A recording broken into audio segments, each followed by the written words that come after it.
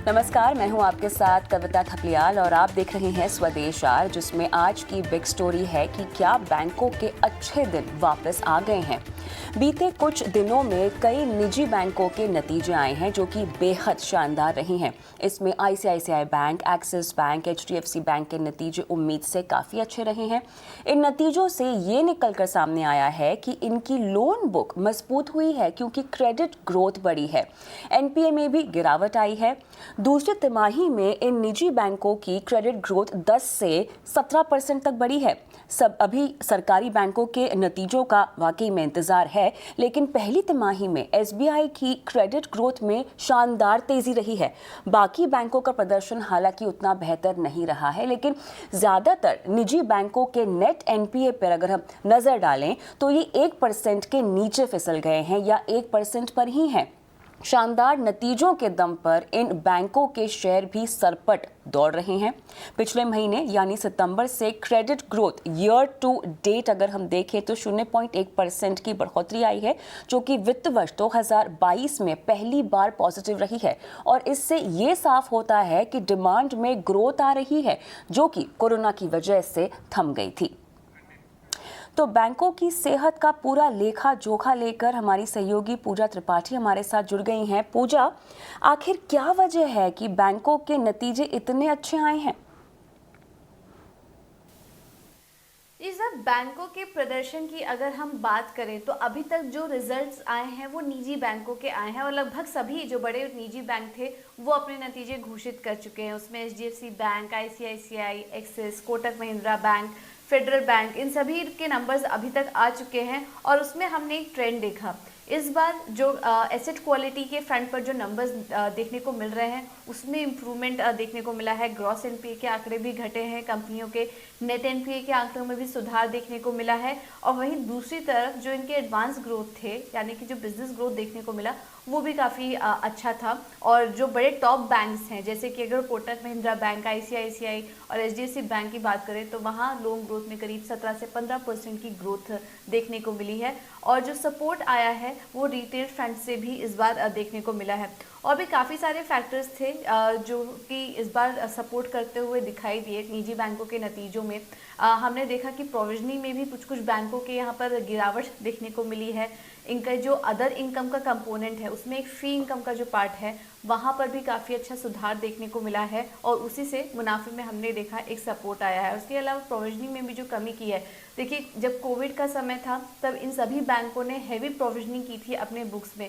अब हम धीरे धीरे देख रहे हैं कि कहीं ना कहीं वो प्रोविजनिंग राइट बैक होते हुए नज़र आ रही है, वापस ले रहे हैं और इतनी हैवी प्रोविजनिंग अब नहीं करनी पड़ रही है बैंकों को एनपीएस के सामने। तो उसके चलते हम देख रहे हैं कि मुनाफे में काफ़ी अच्छा सुधार देखने को मिल रहा है। अगर बेस ईयर से इसको कंपेयर करेंगे तो तिमाही दर तिमाही भी कुछ बैंकों ने काफ़ी अच्छा ग्रोथ हासिल किया है। क्रेडिट ग्रोथ की अगर बात करेंगे तो क्लियरली रिटेल से तो अच्छा सपोर्ट मिल ही रहा है, लेकिन उसके साथ ही साथ अब जिस तरह से इकोनॉमी रिकवर कर रही है, कुछ बैंकों का फोकस अब धीरे धीरे रिटेल और इंफ्रास्ट्रक्चर की तरफ भी बढ़ रहा है। तो वहाँ से हम आने वाले क्वार्टर में देखेंगे कि काफ़ी अच्छा सपोर्ट मिलता हुआ दिखाई देगा। लेकिन फिलहाल रिटेल की तरफ से काफ़ी अच्छा सपोर्ट मिलता हुआ दिखाई दिया है।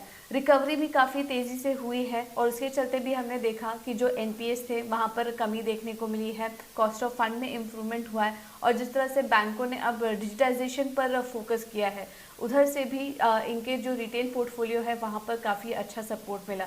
तो हम देख रहे हैं ओवरऑल अगर बात करें तो जैसे जैसे अब इकोनॉमी में सुधार हो रहा है, इसका सीधा सीधा फ़ायदा सबसे पहले तो अभी निजी बैंकों को मिलता हुआ दिखाई दे रहा है और क्लियरली उनके नतीजों में भी ये साफ साफ वो आंकड़े दिखाई दे रहे हैं। और एसेट क्वालिटी में तो काफ़ी अच्छा सुधार देखने को मिला, जिसका सीधा सीधा मतलब हम ये निकाल सकते हैं कि बैंकों की कलेक्शन और रिकवरी काफ़ी अच्छी हो रही है। और इसी के साथ ही साथ जो इनके जो रिटेल ग्रोथ है वहाँ से भी काफ़ी अच्छा सपोर्ट हम देख रहे हैं कि देखने को मिल रहा है। और आने वाले जो क्वार्टर आएंगे उसमें हम देखेंगे कि जो फेस्टिव सीजन आया है वहाँ से भी काफ़ी अच्छा सहारा मिलता हुआ दिखाई देगा। अब इंतज़ार है निजी बैंकों का, सरकारी बैंकों का। सरकारी बैंकों से भी हम यही एक्सपेक्ट कर रहे हैं कि अच्छे नंबर्स वहाँ पर भी देखने को मिल सकते हैं, क्योंकि एनपीएस काफ़ी ज़्यादा बढ़ गए थे। तो अब हम आगे उम्मीद कर रहे हैं कि वहाँ पर थोड़ी बहुत कमी देखने को मिल सकती है।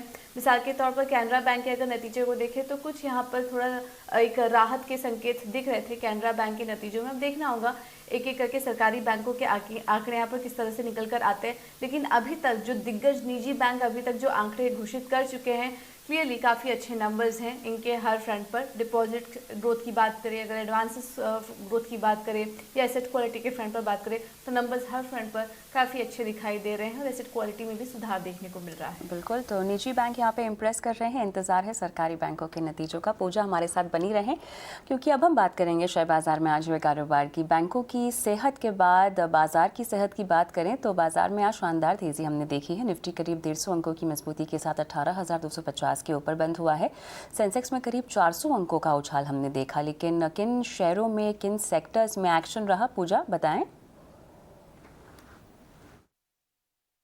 जी, निचले स्तरों से बाजार में शानदार रिकवरी देखने को मिली। अगर निफ्टी की बात करें तो करीब करीब 160 अंक और सेंसेक्स में करीब 600 अंकों से ज़्यादा की रिकवरी देखने को मिली है। बैंक निफ्टी भी जो हम देख रहे थे कि दिन भर लाल निशान में था, कोटक महिंद्रा के नतीजे आने के बाद बैंक निफ्टी में भी अच्छी रिकवरी देखने को मिली है, खासकर कि निजी बैंकों में। और आज सबसे ज़्यादा मजबूती थी रियल्टी शेयरों में। रियल्टी इंडेक्स की बात करें तो करीब 4% तक की मजबूती वहां देखने को मिली। और मेटल और आज ऑटो शेयरों से भी अच्छा सपोर्ट बाजार में देखा गया। अब निफ्टी गेनर्स की बात करें तो आज तेजी थी टाटा मोटर्स में, टाटा स्टील, एसबीआई लाइफ और टाइटन जैसे शेयरों में आज शानदार तेजी थी। इसके अलावा लूजिंग साइड पर देखेंगे तो आज प्राइवेट बैंक ही थे इस सूची में। IndusInd bank, ICICI bank, power grid और एचयूएल, यहाँ पर आज काफ़ी ज़्यादा कमजोरी देखने को मिली है। लेकिन कुछ चुनिंदा बैंकिंग स्टॉक्स थे, प्राइवेट और छोटे मझोले शेयरों को मिलाकर अगर देखेंगे तो काफ़ी कुछ स्टॉक्स थे जहाँ पर की अच्छी तेजी देखने को मिली। इससे पहले था कोटक महिंद्रा बैंक। जब नतीजे आए तो स्टॉक में करीब 3 से 4% की मजबूती देखी गई। उसके बाद central bank of India, bank of Baroda, city union bank, यहाँ पर भी अच्छी तेजी थी।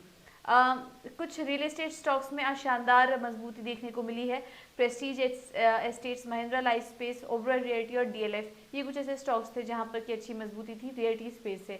आज टाटा ग्रुप के भी शेयर्स में भी अच्छा रुझान देखने को मिला। सभी में खरीदारी थी करीब 6 से 2% की। इसमें Tata power, Tata steel, Tata chemicals और टाटा मोटर्स, ये कुछ ऐसे स्टॉक्स थे जहां पर कि आज अच्छा एक्शन देखने को मिला। और आखिर में बात करते हैं मेटल शेयरों की। मेटल इंडेक्स में भी आज अच्छी मजबूती थी, जिसमें कि जिंदाल स्टेनलेस, एपीएल अपोलो, सेल और हिंडाल्को, ये कुछ ऐसे स्टॉक्स थे जो कि अच्छी मजबूती के साथ आज कारोबार कर रहे थे। धन्यवाद पूजा इस पूरे मार्केट राउंडअप के लिए। लेकिन अगले 12 से 18 महीने में बाजार में कौन सी थीम फायदेमंद हो सकती है? मार्केट में बैंक और पीएसयू बड़ी थीम साबित हो सकते हैं, ये कहना है कार्नेलियन एसेट एडवाइजर्स के विकास खेमानी का। उनका कहना है कि सरकार की विनिवेश योजनाओं और उन्हें मिल रही ऑटोनॉमी का असर आने वाले दिनों में दिखाई देगा। मेरे को लगता है कि अगला बड़ा थीम जैसा मैंने थोड़ा सा टच अपॉन भी किया है कि अगला specially from a 12 months perspective अगला बड़ा थीम क्रेडिट होगा, क्योंकि अभी और ये पार्टली आप इसको ओपन अप थीम भी बोल सकते हैं जो अभी तक प्ले आउट नहीं हुआ है, क्योंकि जैसे जैसे इकोनॉमी खुलेगी, एक्टिविटी बढ़ेगी, मोबिलिटी बढ़ेगी, क्रेडिट का नेचुरल ग्रोथ आना जरूरी है और होगा ही, क्योंकि अभी तक क्रेडिट काफी सबड्यूड रही है। स्पेशली लॉकडाउन का उस पर फर्क पड़ता है। चाहे वो एसएमई सेगमेंट देख ले, ऑटोमोबाइल का सेगमेंट देख ले, कोई भी सेगमेंट देख ले आप, जिसमें जो क्रेडिट ग्रोथ की जो दर है वो काफी कम रही है। तो मुझे लगता है कि इस थीम को अभी देखना चाहिए और इसके अंदर भी एक अगर आप थोड़ा अलग थीम देखा जाए, जो पार्टली बैंकिंग का थीम भी है और अदरवाइज ऑल्सो मैं कंबाइन कर सकता हूँ कि पीएसयू थीम देखा जा सकता है। हमें लगता है कि आफ्टर एयर इंडिया के डाइवेस्टमेंट में सरकार ने एक बहुत बड़ी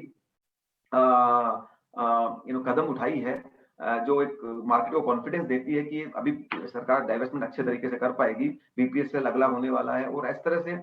तो हमें लगता है, और दूसरा मोर इम्पोर्टेंटली पीएसयूज के अंदर जो मैनेजमेंट की ऑटोनॉमी आई है, उससे भी मार्केट का थोड़ा कॉन्फिडेंस बढ़ा है कि अभी ये अपने मेरिट्स पे चलने लगी हैं। तो after PSU bank consolidation, some of the other PSUs like जहाँ जो काफी सस्ते भाव पे मिल रहे हैं, अच्छा डिविडेंड यील्ड है और उनके सबके फेवर में एक टेलविंड भी है, क्योंकि हर सेगमेंट में अपनी अपनी उनकी एक ग्रोथ बनी हुई, क्योंकि ये बहुत ही डिप्रिशिएटेड एसेट्स पे बैठी हुई है और उनको माइल्डली इन्फ्लेशनरी एनवायरनमेंट हमेशा हेल्प करता है। तो मुझे लगता है एक पीएसयू थीम भी अगले 12 से 18 महीने के हिसाब से खेला जा सकता है, जहाँ पे डाउनसाइड कम है और अपसाइड ज्यादा है, क्योंकि इन्वेस्टिंग में रिस्क रिवॉर्ड हमेशा महत्व रखता है और उसको देख के ही हमेशा डिसीजन लेना चाहिए। तो मेरा मानना है कि बैंकिंग और पीएसयू थीम को आप एक अच्छे से अगले 12-18 महीने के हिसाब से बिल्कुल प्ले कर सकते हैं।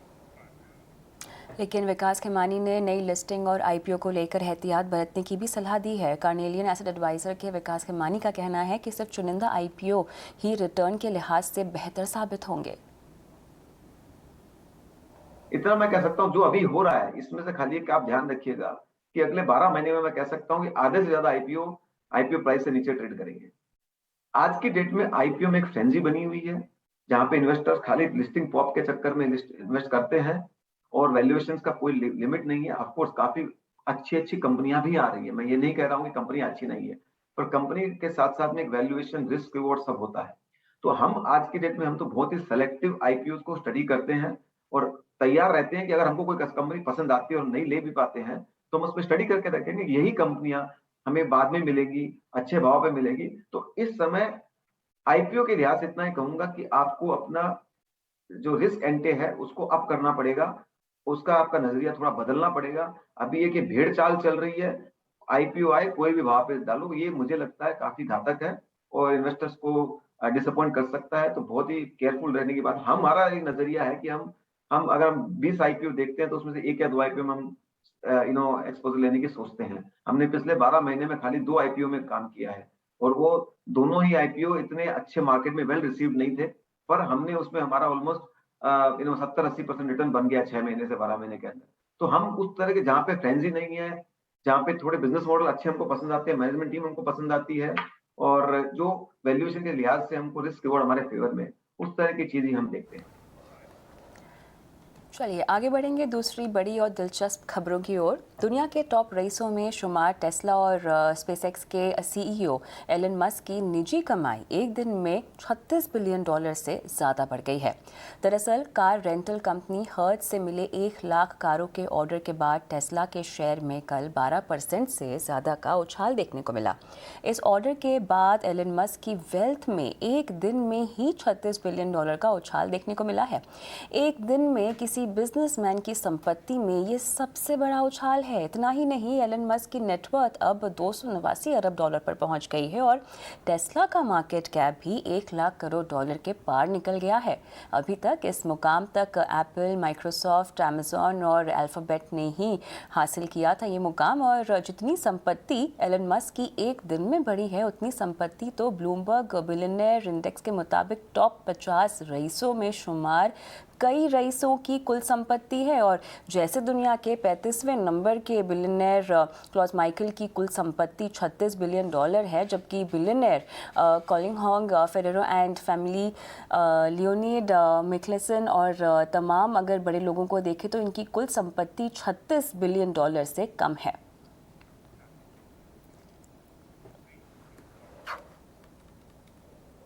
चलिए आगे बढ़ते हैं और कल आने वाले नतीजों पर डाल लेते हैं एक नज़र। आईटीसी की दूसरी तिमाही के नतीजे कल आने वाले हैं और नतीजे कैसे रह सकते हैं बताने के लिए हमारे साथ जुड़ रही हैं सहयोगी विनी मोतीवाला। विनी, क्या अनुमान कह रहा है आपका? आईटीसी अपने Q2 FY22 के नंबर्स पोस्ट करने वाला है और उसमें हम लोग एक्सपेक्ट करें कि रेवेन्यू ग्रोथ अराउंड 17.3% पे आएगा। मेनली कंपनी ने काफ़ी स्विफ्ट रिकवरी देखी है अपनी सिगरेट वॉल्यूम्स में और ओवरऑल जो डिस्क्रिशनरी बिजनेस है कंपनी का, वहाँ पे भी नॉर्मलाइजेशन देखी जा रही है। तो उसकी वजह से ओवरऑल वो 2 सेगमेंट्स तो गेन करेंगे, उसकी वजह से काफ़ी अच्छा रेवेन्यू ग्रोथ भी एक्सपेक्ट कर सकते हैं हम लोग। और ओवरऑल सिगरेट वॉल्यूम्स एक्सपेक्ट करें हम लोग ये टाइम 12% के अराउंड। FMCG बिजनेस में हम लोग ग्रोथ एक्सपेक्ट करें अराउंड 14%। मेनली कंपनी का जो स्ट्रॉन्ग प्रोडक्ट पोर्टफोलियो है वो कंपनी की FMCG बिजनेस को एड करेगा। उसके अलावा होटल्स बिजनेस भी है जहां पे हम लोग सेल्स एस्टिमेट कर रहे हैं कि अराउंड 2 टाइम्स से ग्रो होगी सेल्स। और क्योंकि लास्ट टाइम लो बेस भी था, ये टाइम ओपनिंग अप भी हो रही है, नॉर्मलाइजेशन हो रही है, रिस्ट्रिक्शंस कम है, तो उसकी वजह से काफ़ी बेनिफिट भी होगा। एंड मार्जिन्स हम लोग थोड़ा कॉन्ट्रैक्शन एक्सपेक्ट कर रहे हैं, 35.5% वर्सेस 36.3% लास्ट ईयर जो था, तो थोड़ा कॉन्ट्रैक्शन एक्सपेक्ट कर रहे हैं मार्जिन में, क्योंकि इनपुट कॉस्ट जो है, रॉ मटेरियल इन्फ्लेशन है वो हायर है, तो उसकी वजह से मार्जिन्स थोड़ी डिक्लाइन हो रही है और ऑपरेटिंग मार्जिन आएगी 35.5% पे, जो हमारी एक्सपेक्टेशंस है।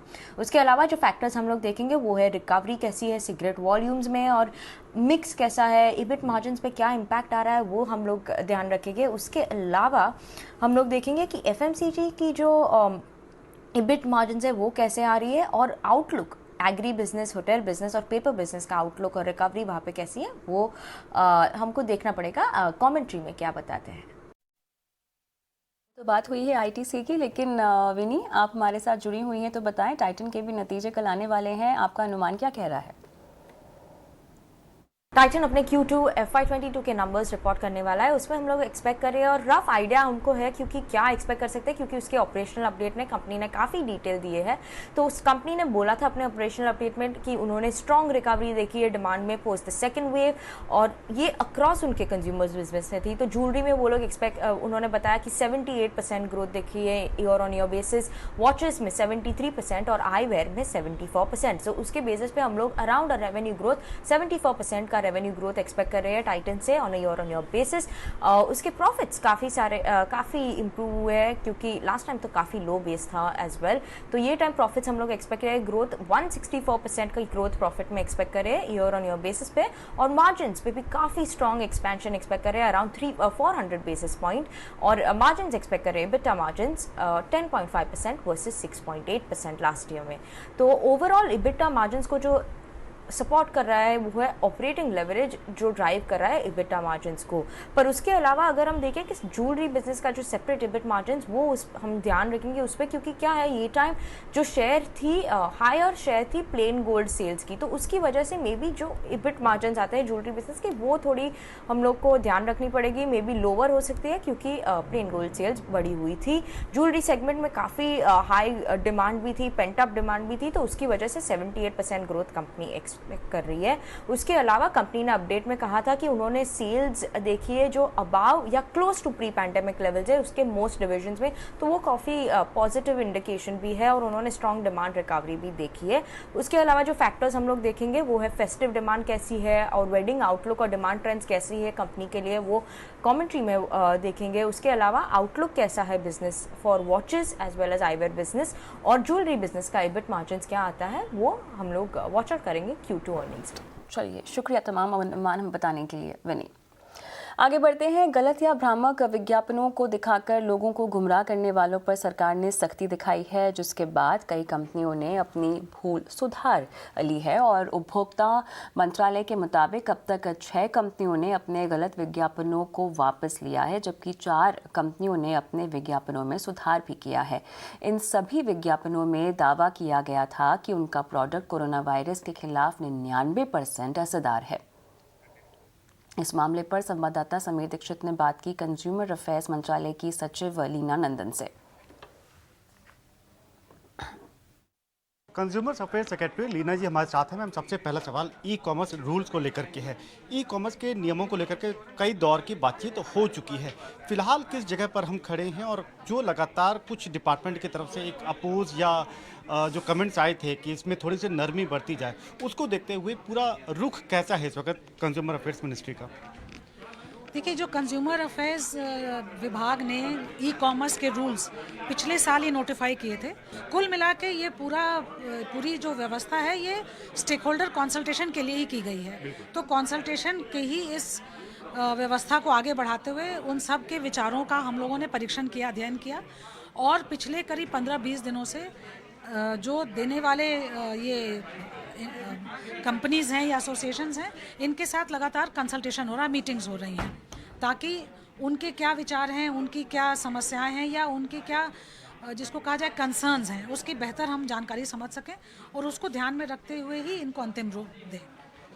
कोविड को लेकर के भले ही भारत की स्थिति इस वक्त बेहतर हो, लेकिन लगातार कोविड के दावे को लेकर के अलग अलग भ्रामक विज्ञापन बाजार में हम देखते रहते हैं। कोई कहता है कि हम वायरस पूरा किल कर देंगे। इस दिशा में गलत या भ्रामक जो विज्ञापन हैं उनके खिलाफ क्या एक्शन लिया गया है और किस तरीके का रुख मंत्रालय का रह रहा है? ये इस बारे में पिछले वर्ष ज़रूर इस तरह की, जैसे ही CCPA का गठन हुआ और तत्काल कार्रवाई इन्होंने शुरू करी, तो ये देखा गया कि किस प्रकार के ऐसे एडवर्टीजमेंट्स आ रहे हैं क्या और जहाँ जहाँ जो जो जानकारी में आई, और ये भी व्यवस्था निरंतर जारी है कि जो जानकारी में आई उनके विरुद्ध उनको नोटिस देके कार्रवाई शुरू की गई, और ऐसे ही भविष्य में इस प्रकार से यदि कोई कंप्लेंट आती है तो इसकी भी जांच की जाएगी। आगे बढ़ते हैं। पॉलिसी बाजार और पैसा बाजार की पेरेंट कंपनी पीबी फिनटेक के आईपीओ का प्राइस बैंड तय हो गया है। ये प्राइस बैंड 940 से 980 रुपए प्रति शेयर का होगा और पीबी फिनटेक के आईपीओ को हाल ही में सेबी से मंजूरी भी मिली है और ये आईपीओ 1 नवंबर को खुलेगा, 3 नवंबर को बंद होगा। कंपनी इस आईपीओ के जरिए बाजार से 6017 करोड़ रुपए से ज्यादा की पूंजी जुटाएगी। डाई और केमिकल की कीमतों में लगातार हो रही बढ़ोतरी की वजह से टेक्सटाइल सेक्टर पर कीमतों को बढ़ाने का काफ़ी दबाव है। त्योहारी सीजन में अच्छी डिमांड है, लेकिन कीमत बढ़ने से डिमांड पर कितना असर पड़ेगा? इन मुद्दों पर तमाम डिटेल्स लेकर मौजूद है हमारी सहयोगी खुशबू तिवारी। खुशबू, बताएं क्या है डिटेल्स? दिवाली से पहले ज़्यादातर सेक्टर्स में डिमांड काफ़ी अच्छी देखने को मिल रही है। खास तौर पर टेक्सटाइल सेक्टर की बात करें तो ये सेक्टर ना सिर्फ अपने प्री कोविड लेवल्स पर आ चुका है डिमांड के तौर पर, बल्कि यहाँ से भी 25% ज़्यादा डिमांड देखने को मिल रही है। लेकिन इस पूरे रंग में भंग का काम कर रहा है प्रोडक्शन कॉस्ट। पिछले 6 महीने में देखें तो अलग अलग जो इसमें इनपुट कॉस्ट है उनकी कीमतें बढ़ी हैं। डाई एंड केमिकल्स की बात करें तो उसमें 40 से 50% तक की बढ़त देखने को मिली है। इसके अलावा फ्रीट चार्जेस हो, ट्रांसपोर्टेशन हो या पावर हो, इन सब की कीमतें बढ़ी हैं। यार्न और डाइस की भी कीमतें बढ़ी हैं। इसका असर जो ये हुआ है कि पिछले कुछ समय में जो प्रोडक्शन कॉस्ट है वो 4 गुना तक बढ़ गई है। और जो एसोसिएशन से उनका कहना है कि वो अपनी जो इंडस्ट्री है उनकी दिक्कतों को लेकर जल्द ही वित्त मंत्री और पीयूष गोयल के साथ प्रेजेंटेशन भी करेंगे ताकि वो बात कर सकें कि क्या क्या चुनौतियां देखने को मिल रही हैं सेक्टर में। हमने ट्रेडर्स से भी बात की तो ट्रेडर्स का कहना है कि ऑलरेडी जो मिले हैं अपने मार्जिन पर हिट ले चुके हैं और उन्होंने कुछ जो कॉस्ट है वो अपने कस्टमर्स को ट्रांसफ़र किया है, यानी 15 से 20% तक का कॉस्ट अपने कस्टमर्स को ट्रांसफ़र कर चुकी हैं। लेकिन जो एसोसिएशन है उनका जो मिल मैन्युफैक्चरर्स हैं उनका कहना है कि वे अभी भी 10 से 15% कॉस्ट जो है वो ग्राहकों को ट्रांसफ़र करना चाहते हैं क्योंकि कॉस्ट इतना ज़्यादा बढ़ चुका है। और यही वजह है कि इस दिवाली पर जो आपके कपड़े हैं, जो आपके गारमेंट्स हैं या जो क्योंकि टेक्सटाइल की कीमतें बढ़ रही हैं, इसका असर आपको अपने गारमेंट्स पर देखने को मिल सकता है। शुक्रिया खुशबू तमाम डिटेल्स हमें देने के लिए। जी को बॉम्बे हाईकोर्ट से राहत मिल गई है। जी इन्वेस्को मामले की सुनवाई के दौरान बॉम्बे हाईकोर्ट ने कहा है कि इन्वेस्को ईजीएम नहीं बुला सकता। पूरी डिटेल्स के लिए जुड़ते हैं हमारे सहयोगी उत्कर्ष चतुर्वेदी के पास। उत्कर्ष, बताएं क्या है नया ऐलान? देखिए, जी के लिए यहाँ पे एक बहुत बड़ी जीत है बॉम्बे हाई कोर्ट में। जो इन्होंने इंजंक्शन मांगा था जी ने कि हम ये ईजीएम नहीं कराएंगे क्योंकि हमारे हिसाब से जो ये ईजीएम की रिक्वेस्ट है वो वैलिड नहीं है, उस पे आज बॉम्बे हाई कोर्ट की मोहर लग गई है। बॉम्बे हाई कोर्ट ने इंजंक्शन दे दिया है। बहुत ज़रूरी चीज़ यहाँ पर यह है कि अभी तक इस बारे में क्लैरिटी नहीं है कि क्या इन्वेस्को भी ईजीएम नहीं करा सकता, क्योंकि अगर आप कानून को देखेंगे तो कानून ये कहता है कि अगर जिस कंपनी को ये रिक्वेस्ट दी गई अगर वो नहीं करा रही तो माइनॉरिटी शेयर होल्डर खुद करा सकता है। अब सवाल यहाँ पे इन्वेस्को का कहना था कि उनके पास वो रिसोर्सेज नहीं है, वो नंबर नहीं है, वो लोगों की डिटेल्स नहीं है कि वो मीटिंग करा सके। पर क्या उस पर भी रोक लगाई है? वो आखिरी ऑर्डर आएगा, वो ऑर्डर जब आएगा उससे मालूम पड़ेगा, ऑर्डर शाम तक आने वाला होगा। दूसरी सबसे ज़रूरी बात यहाँ पर यह है कि अब यहाँ से ये पूरी जो लीगल बैटल है, जो कानूनी लड़ाई है, वो कहाँ जाती है। सबसे पहली बात ये कि सुप्रीम कोर्ट क्या इन्वेस्को इस ऑर्डर के अगेंस्ट में जाएगा, और ज़्यादा ज़रूरी बात है कि अगर जाएगा तो कब जाएगा, क्योंकि ये जो केस है वो NCLT जा चुका है, NCLAT जा चुका है और बॉम्बे हाई कोर्ट जा चुका है। सुप्रीम कोर्ट के दरवाजे ही खटखटाना बाकी हैं। तो हमें देखना पड़ेगा कि क्या इन्वेस्को सुप्रीम कोर्ट जाता है और सुप्रीम कोर्ट क्या एंटरटेन करता है रिक्वेस्ट यहाँ पर इन्वेस्को की इस मामले में।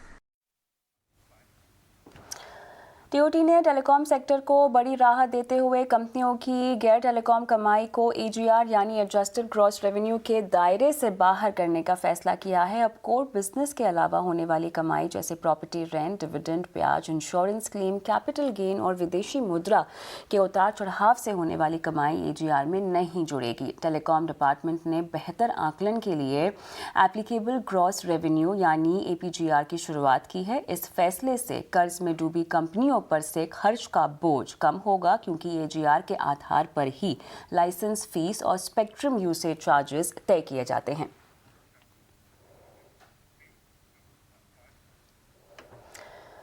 वर्ल्ड कप T20 चल रहा है, लेकिन सुर्खियां आईपीएल बटोर रहा है। आईपीएल में अब 2 नई टीमें जुड़ गई हैं। आरपीएसजी ग्रुप के संजीव गोयनका ने लखनऊ की टीम के लिए करीब 8,000 करोड़ रुपए की बोली लगाकर सभी को चौंका दिया। बीसीसीआई को 2022 से आईपीएल में हिस्सा लेने वाली 2 नई टीमों से 10,000 करोड़ रुपए के आसपास मिलने की उम्मीद थी, लेकिन उसे 12,690 करोड़ रुपए की कमाई हुई है। संजीव गोयनका से उनकी इस डील को लेकर हमारी सहयोगी नयनतारा राय ने एक्सक्लूसिव बातचीत की। आइए आपको उसका अंश सुनाते हैं। The valuations for this franchise will clearly grow. You will see, we hope you will see some innovative marketing from us. You will see some innovative branding from us. But work needs to begin now. We have a team in place from our Pune experience, and that team has to get on to working now in right earnest. We don't have too much time, so they have to work 24/7 to give shape to our aspirations. Unlike Pune, now you're going to be from Lucknow. Now the state of UP can be the size, they say, of 7 countries. Is that going to be also a game changer of sorts? I believe it can be. It's just such a huge hinterland, and there is no big sporting activity as yet which is housed in Lucknow. So this will be the first time a sport like IPL will be played in Lucknow, with Lucknow having a team. And I do believe that can create a lot of emotional connect. What are some of the lessons you may have learned from your Pune experience, which you will put to use in Lucknow?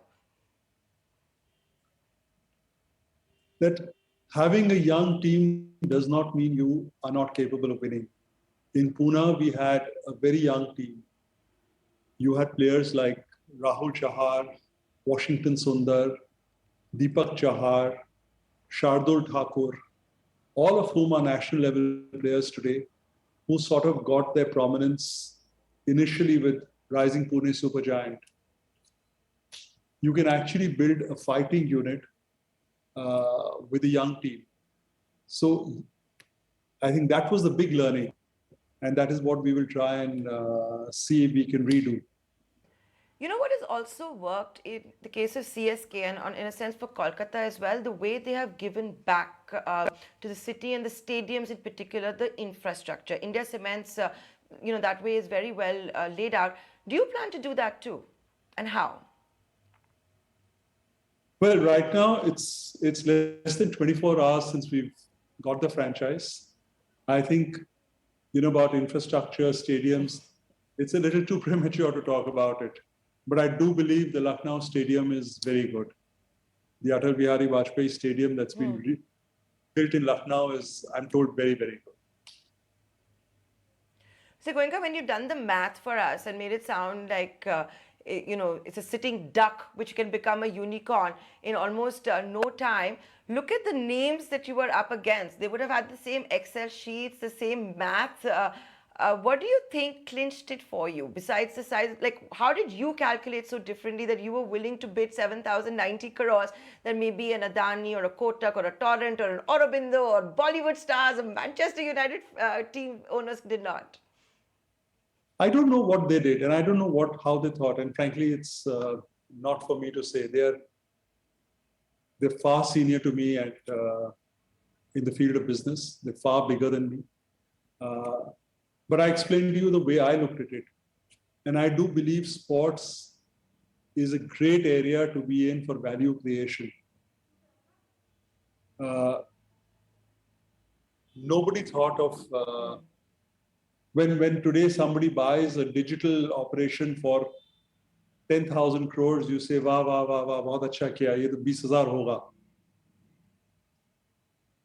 Sports has not yet got that recognition. But I believe that recognition is due for sport. So I'm very clear in the way I looked at it. I've explained it to you very transparently. That was my approach. Right, wrong, good, bad, I don't know. But that's the way I looked at it. Right.